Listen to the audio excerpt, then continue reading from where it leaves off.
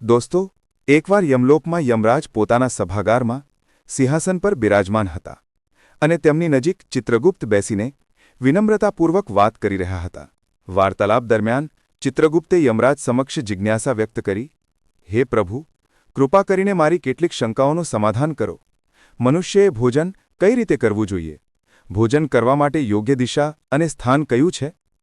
કયા સ્થાનો પર બેસીને ભોજન ન કરવું જોઈએ? ભોજન પહેલાં શું કરવું જોઈએ અને ભોજન પછી શું કરવું જોઈએ? કોના ઘરનું ભોજન ન કરવું જોઈએ? કયા સ્થાનો પર બેસીને ભોજન કરવાથી આયુષ્ય ઓછું થાય છે?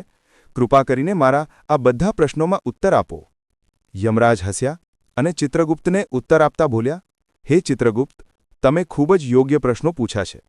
ખરેખર આ બધા પ્રશ્નોના ઉત્તર મનુષ્યના આચાર વ્યવહાર અને તેની આદતોમાં છુપાયેલા હોય છે. જેવું આચરણ મનુષ્ય કરે છે તેવું જ ફળ તેને ભોગવવું પડે છે. સારા આચરણથી સુખ અને દીર્ઘાયુ પ્રાપ્ત થાય છે, જ્યારે અયોગ્ય આદતોને કારણે દુઃખ અને અકાળ મૃત્યુ પણ થઈ શકે છે. મનુષ્યોએ ભોજન કરતી વખતે શાસ્ત્રોના નિયમોનું પાલન અવશ્ય કરવું જોઈએ. જે પણ મનુષ્ય શાસ્ત્રોના નિયમોનું પાલન કરીને ભોજન ગ્રહણ કરે છે તે નિશ્ચિતપણે દીર્ઘાયુ થાય છે. તેનું શરીર રોગ અને વ્યાધિઓથી દૂર રહે છે. તેના શરીરમાં પાપ વાસ કરતા નથી. તેથી ભોજન કરતી વખતે મનુષ્યએ દિશા, સ્થાન, સમય અને ઉંમરનું ધ્યાન અવશ્ય રાખવું જોઈએ. આ સાંભળીને ચિત્રગુપ્તે વિનયપૂર્વક કહ્યું, હે પ્રભુ, કૃપા કરીને આ રહસ્યોને વિસ્તારથી સમજાવો. ભોજન સંબંધિત જે નિયમો છે તે મને વિસ્તારથી જણાવો. યમરાજ ગંભીર સ્વરે બોલ્યા, હે ચિત્રગુપ્ત, તારા પ્રશ્નના ઉત્તર આપતા પહેલાં હું તને એક પ્રાચીન કથા સંભળાવું છું. આ કથાને ધ્યાનથી સાંભળ. એમાં તને તારા બધા પ્રશ્નોના ઉત્તર મળી જશે. આ કથા અત્યંત શિક્ષાપ્રદ છે. જે પણ આ કથાનું શ્રદ્ધાપૂર્વક શ્રવણ કરશે અને તેનો પ્રચાર કરશે તેના 32 પ્રકારના પાપ હું માફ કરી દઈશ. આ સાંભળીને ચિત્રગુપ્ત હર્ષિત થયા અને બોલ્યા, હે ધર્મરાજ, તમારા મુખથી આ મહાન કથા સાંભળવી મારું સૌભાગ્ય છે. હું ધ્યાનપૂર્વક એને અવશ્ય સાંભળીશ. પછી યમરાજ ચિત્રગુપ્તને તે પ્રાચીન કથા સંભળાવવા લાગે છે. પ્રિય શ્રોતાઓ, આ કથા ખૂબ જ જ્ઞાનવર્ધક છે. આ કથાને તમે અંત સુધી જરૂર સાંભળજો. પ્રાચીન કાળમાં મગધ દેશના વિજય નામના રાજ્યમાં ચંદ્રકેતુ નામના પ્રતાપી અને ધર્મપરાયણ સમ્રાટ રાજ્ય કરતા હતા. તે રાજ્યમાં પ્રકૃતિની ભરપૂર સંપદા હતી અને પ્રજા અત્યંત સુખી અને સંતુષ્ટ હતી. રાજા ચંદ્રકેતુ ગુણવાન, બુદ્ધિમાન તથા દયાળુ હૃદયના હતા. તેઓ હંમેશા પ્રજાના હિતમાં પ્રયત્નશીલ રહેતા અને યજ્ઞ, દાન તથા જનકલ્યાણના અનેક કાર્યો કરતા રહેતા હતા. પ્રજાજનો તેમને પિતા સમાન આદર અને પ્રેમ આપતી.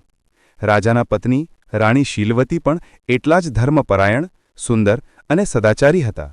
રાણી શીલવતી દરરોજ પૂજાપાઠ કરતા, જરૂરિયાતમંદોને અન્ન વસ્ત્રનું દાન કરતા અને સાચા હૃદયથી પ્રજાના કલ્યાણની કામના કરતા.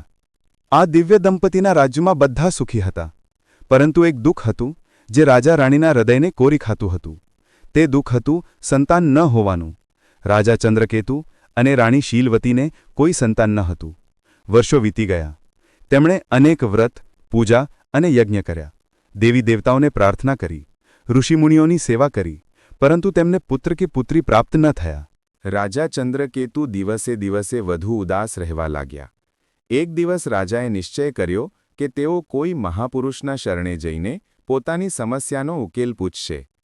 તેમને યાદ આવ્યો કે મહાન તપસ્વી ઋષિ વસિષ્ઠ આ સમયે નજીકના વનમાં આશ્રમ બનાવીને તપ કરી રહ્યા છે. બીજા જ દિવસે સવારે રાજા ચંદ્રકેતુ પોતાના રથ પર સવાર થઈને વન તરફ ચાલી નીકળ્યા. થોડી જ વારમાં રાજા વસિષ્ઠ મુનિના શાંત આશ્રમે પહોંચ્યા. ઋષિ વસિષ્ઠે રાજાને આવતા જોઈને હસીને તેમનું સ્વાગત કર્યું. રાજા ચંદ્રકેતુએ હાથ જોડીને વિનમ્રતાથી કહ્યું, હે મુનિવર, રાજ્ય કાર્ય સારી રીતે ચાલી રહ્યું છે, પણ હું એક ભારે ચિંતાને કારણે વ્યાકુળ થઈને તમારા શરણે આવ્યો છું. મારી શંકાનું સમાધાન ફક્ત તમે જ કરી શકો છો. ત્યારે રાજા ચંદ્રકેતુએ દુઃખી સ્વરે પોતાની વ્યથા સંભળાવી. હે મુનિવર, મારા જીવનમાં એક જ અભાવ છે. મારે કોઈ સંતાન નથી, ન પુત્ર ન પુત્રી. મેં અનેક યજ્ઞનો ઉપવાસ કર્યા, તીર્થોના દર્શન કર્યા, પણ ભાગ્યે મને સંતાન સુખથી વંચિત રાખ્યો છે. કૃપા કરીને જણાવો કે એવો કયો અપરાધ મારાથી થયો છે જે મને સંતાનહીન રહેવાની સજા મળી છે. મારા મનની આ પીડા દૂર કરો અને એ પણ જણાવો કે સંતાન પ્રાપ્તિ માટે મારે શું ઉપાય કરવો જોઈએ. રાજાની વ્યથા સાંભળીને ઋષિ વસિષ્ઠે થોડીવાર માટે આંખો બંધ કરી અને પોતાની દિવ્ય દૃષ્ટિથી રાજાના પૂર્વજન્મના કર્મોનું નિરીક્ષણ કરવા લાગ્યા. થોડી ક્ષણ પછી ઋષિએ આંખો ખોલીને કહ્યું, હે રાજન, તમારા સંતાન ન થવાનું કારણ તમારા પૂર્વજન્મના કર્મમાં છુપાયેલું છે. ગયા જન્મમાં અજાણતામાં તમારાથી એક પાપ થયું હતું, જેની સજા તમને આ જન્મમાં સંતાનહીનતાના રૂપમાં મળી રહી છે. રાજા ચંદ્રકેતુ આશ્ચર્યચકિત થઈને બોલ્યા, પૂર્વજન્મનું પાપ? કૃપા કરીને વિસ્તારથી જણાવો મુનિવર. વશિષ્ઠજી બોલ્યા, પૂર્વજન્મમાં તમે એક સામાન્ય શિકારી હતા અને વનમાં શિકાર કરીને જીવન ગુજરાન ચલાવતા હતા. એક દિવસ તમે જંગલમાં એક હરણનો પીછો કરતા કરતા ખૂબ દૂર નીકળી ગયા. ત્યાં એક લીલીછમ જગ્યા પર એક ગાય માતા પોતાના વાછરડાને દૂધ પીવડાવી રહી હતી. તમને લાગ્યું કે કદાચ હરણ ઝાડીઓની પાછળ છે અને તમે તે જ તરફ તીર ચલાવ્યું. તે તીર સીધું તે ગાય માતાને વાગ્યું. બિચારી ગાય ખરાબ રીતે ઘાયલ થઈ ગઈ અને પીડાથી જમીન પર પડી ગઈ. તેનું વાછરડું ડરીને ધ્રુજવા લાગ્યું. જ્યારે તમને તમારી ભૂલનો ખ્યાલ આવ્યો ત્યારે તમે ખૂબ પસ્તાયા. તમે તરત જ ઉપચારનો પ્રયત્ન કર્યો, પણ થોડીવાર પછી તે ગાયે તડફડીને પ્રાણ ત્યજી દીધા. હે રાજન, ગાય માતાને અકારણ કષ્ટ પહોંચાડવાને કારણે જ તમારે વર્તમાન જન્મમાં સંતાન સુખથી વંચિત રહેવું પડ્યું છે. ગાય પરમ પવિત્ર પ્રાણી છે અને તેને ગૌ માતા કહેવામાં આવે છે. તેની પીડાનું પાપ ખૂબ મોટું હોય છે. ભલે તે અજાણતામાં થયું હોય, પરંતુ ગયા જન્મમાં તમારા હાથે આ પાપ થયું હતું. તેથી આ જન્મમાં તમને પુત્રહીન રહેવાનો શાપ મળ્યો. પૂર્વજન્મનું આ રહસ્ય સાંભળીને રાજા ચંદ્રકેતુની આંખોમાંથી આંસુ વહેવા લાગ્યા. તેમણે દુઃખી થઈને કહ્યું, મુનિવર, મને પસ્તાવો છે કે ગયા જન્મમાં મારાથી આવો અનર્થ થઈ ગયો. હવે જણાવો કે આ પાપમાંથી મુક્તિનો કોઈ માર્ગ છે? કૃપા કરીને મને આ પાપમાંથી બહાર નીકળવાનો ઉપાય જણાવો. ઋષિ વસિષ્ઠે કોમળ સ્વરે કહ્યું, હે રાજન, દરેક પાપમાંથી પ્રાયશ્ચિત દ્વારા મુક્તિ શક્ય છે. ગૌહત્યા કે ગાયને કષ્ટ આપવાના પ્રાયશ્ચિતના સ્વરૂપે તમારે ગૌસેવા કરવી જોઈએ. તમે પૂરી નિષ્ઠાથી ગાયોની સેવા કરો. ભૂખી ગાયોને ઘાસચારો પાણી આપો, ગૌશાળાઓ બંધાવો, બીમાર ગાયની સારવાર કરાવો અને ગૌ માતા પ્રત્યે પ્રેમ અને ભક્તિ રાખો. ગૌ સેવા કરતાં મોટું કોઈ પુણ્ય નથી. આનાથી જ તમારા પૂર્વજન્મના પાપનો નાશ થઈ શકશે. રાજા ચંદ્રકેતુએ ઋષિના ચરણ પકડી લીધા અને કૃતજ્ઞતાથી બોલ્યા, મુનિવર, તમે મારી આંખો ખોલી દીધી. હું અવશ્ય તમારા બતાવેલા માર્ગનું પાલન કરીશ. ગૌ માતાની સેવા કરીને જ હું મારા પાપ ધોવાનો પ્રયાસ કરીશ.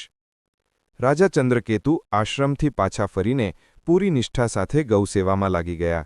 તેમણે રાજ્યભરમાં ગૌશાળાઓ બંધાવી અને પોતે દરરોજ ગાયોની દેખભાળ અને પૂજન કરવા લાગ્યા. રાણી શીલવતી પણ ગૌમાતાઓની સેવામાં જોતરાયા. ઘણા મહિનાઓ સુધી નિરંતર શ્રદ્ધાપૂર્વક ગાયોની સેવા કર્યા પછી ભગવાને તેમની પ્રાર્થના સાંભળી. રાણી શીલવતીએ અંતે એક સુંદર પુત્રને જન્મ આપ્યો. વર્ષો પછી સંતાનસુખ પામીને રાજા રાણીની ખુશીનો પાર ન રહ્યો. સમય વીતતો ગયો. રાજકુમાર હષ્ટપુષ્ટ બાળક તરીકે મોટો થવા લાગ્યો.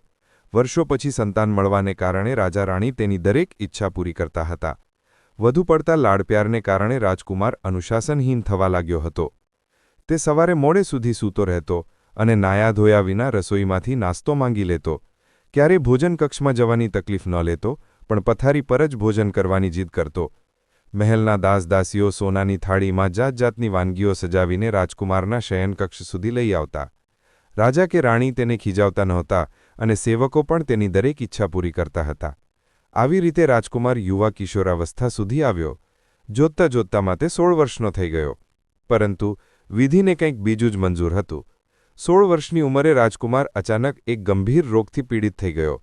રાજવૈદ્યોએ ઇલાજમાં કોઈ કસર ન છોડી, પરંતુ કંઈ પણ અસરકારક ન થયો. થોડા જ દિવસોમાં કમનસીબે તે કિશોર રાજકુમારે પોતાના પ્રાણ ત્યજી દીધા. આ આકસ્મિક આઘાતથી રાજા રાણી પર દુઃખનો પહાડ તૂટી પડ્યો. રાજા ચંદ્રકેતુએ રાજપાટ ત્યાગવાનો નિર્ણય કર્યો અને રાણી શીલવતી સાથે વનમાં ઋષિ વસિષ્ઠના આશ્રમે જઈ પહોંચ્યા. રાજા ચંદ્રકેતુએ રડતા રડતા પોતાના પુત્રની અકાળ મૃત્યુની કથા ઋષિને સંભળાવી. ત્યારે ઋષિ વસિષ્ઠે ધ્યાન લગાવીને પોતાની દિવ્ય દ્રષ્ટિથી કારણ જાણ્યા પછી કહ્યું, હે રાજન, તમારા પુત્રની આયુષ્ય ક્ષીણ થવાનું કારણ તેના પોતાના જ આચરણમાં હતું. તમને પૂર્વજન્મના પુણ્યફળથી પુત્રની પ્રાપ્તિ તો થઈ, પરંતુ તમારા પુત્રે નાનપણથી જ કેટલીક એવી અયોગ્ય આદતો અપનાવી જેના પરિણામે તેને અલ્પાયુમાં જ મૃત્યુનો સામનો કરવો પડ્યો છે. તમારો પુત્ર દરરોજ સ્નાન કર્યા વિના ભોજન કરતો રહ્યો અને મોટે ભાગે પથારી પર બેસીને જ ભોજન કરતો રહ્યો. જે મનુષ્ય નહાયા ધોયા વિના ભોજન કરે છે તેની આયુષ્ય ક્ષીણ થઈ જાય છે, અને જે મનુષ્ય પથારી પર બેસીને ભોજન કરે છે તેના શરીરમાં વિવિધ રોગો ઉત્પન્ન થાય છે અને તેના જીવનના પણ અકાળે સમાપ્ત થઈ જવાની આશંકા રહે છે. ઋષિના આ શબ્દોએ રાજા-રાણીની આંખો ખોલી દીધી. તેમને પોતાની ભૂલનો ઊંડો પસ્તાવો થયો. કથા સંભળાવીને યમરાજે ચિત્રગુપ્ત તરફ જોતા કહ્યું, જોયું ચિત્રગુપ્ત, કઈ રીતે મનુષ્યની પોતાની આદતો તેના જીવનને સુધારે છે કે બગાડે છે? રાજા ચંદ્રકેતુ જેવા પુણ્યશાળીને પણ પોતાના પુત્રના અકાળ મૃત્યુનું દુઃખ સહન કરવું પડ્યું, કારણ કે તેમના પુત્રએ ખોટી આદતોનું પાલન કર્યું હતું. અતઃ દરેક મનુષ્યએ સાવધાન રહેવું જોઈએ કે તે કેવા પ્રકારનું આચરણ કરી રહ્યો છે. મનુષ્યએ હંમેશા ભોજન કરતા પહેલાં શારીરિક શુદ્ધિ કરી લેવી જોઈએ. પોતાના 5 અંગ, બંને હાથ, બંને પગ તથા મુખમંડળને સારી રીતે પાણીથી ધોવા જોઈએ. જો શક્ય હોય તો ભોજન પહેલાં સ્નાન કરીને પવિત્ર થઈને જ અન્ન ગ્રહણ કરવું જોઈએ. સ્નાન કર્યા વિના ભોજન કરવું શાસ્ત્રોમાં વર્જિત છે. એવું કરવું પશુઓ જેવું આચરણ માનવામાં આવ્યું છે અને એનાથી આયુષ્ય ઓછું થાય છે. ભોજન શરૂ કરતા પહેલાં મનુષ્યએ અન્નપૂર્ણા દેવી તથા પરમાત્માનું સ્મરણ કરી આભાર માનવો જોઈએ, જેમની કૃપાથી આ ભોજન પ્રાપ્ત થયું છે. ભોજન કરતી વખતે બેસવાનું સ્થાન પણ શુદ્ધ અને યોગ્ય હોવું જોઈએ. જમીન ઉપર સાદડી બિછાવીને પલાઠી વાળીને બેસીને ભોજન કરવું શ્રેષ્ઠ માનવામાં આવ્યું છે. પથારી પર બેસીને ભોજન કરવું અશુભ તથા સ્વાસ્થ્ય માટે હાનિકારક હોય છે. પથારી પર અન્ન ગ્રહણ કરવાથી અપવિત્રતા વધે છે અને શરીર વિવિધ રોગોનું ઘર બની જાય છે. હે ચિત્રગુપ્ત, 3 પ્રકારનું ભોજન મનુષ્યએ ક્યારેય ન કરવું જોઈએ. જે ભોજનની ઉપરથી કોઈ વ્યક્તિ પગ મૂકીને ચાલી ગયું હોય અથવા જેને કોઈએ ઓળંગી દીધું હોય, આવું અન્ન અપવિત્ર થઈ જાય છે અને તેને ખાવાથી ઉંમર ઘટે છે તથા જાતજાતના રોગ થાય છે. જે ભોજનમાં વાળ, કીડા કે અન્ય કોઈ અશુદ્ધ વસ્તુ પડી ગઈ હોય, આવું અશુદ્ધ અન્ન ત્યાગી દેવા યોગ્ય બની જાય છે. તે ભોજન જે કોઈ અન્ય માટે પીરસાવવામાં આવ્યું હોય, ક્યારેય બીજાનો ભાગ છીનવીને ન ખાવો જોઈએ. ભોજનનું અનાદર ક્યારેય ન થવો જોઈએ. એઠું ભોજન વ્યર્થ અહીં તહીં ન ફેંકવું અને અન્નનો બગાડ ન કરવો.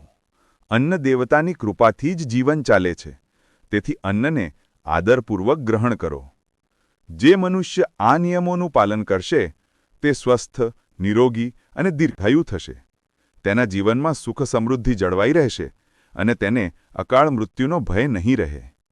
મનુષ્યના આચાર વિચાર જ તેના ભાગ્યનું નિર્માણ કરે છે. આ પ્રકારે યમરાજે ચિત્રગુપ્તને મનુષ્યના આચાર વિચાર તથા સારી નરસી આદતોના સંબંધમાં મહત્વપૂર્ણ જ્ઞાન આપ્યું. આ કથામાંથી આપણે એ શીખીએ છીએ કે પથારી પર બેસીને ભોજન કરવું અને સ્વચ્છતા વિના અન્ન ગ્રહણ કરવું કેમ ત્યાજ્ય છે. જો તમને આ વિડિયો ગમ્યો હોય તો અમારી ચેનલ ધર્મવાસ્તુને સબસ્ક્રાઇબ જરૂર કરજો.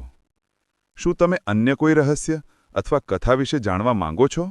જો જાણવા માંગતા હોય તો કોમેન્ટમાં જરૂર જણાવી દેજો, જેથી કરીને અમે તમારા માટે એક આવી જ અદ્ભુત રહસ્ય કથા લાવી શકીએ. ધન્યવાદ.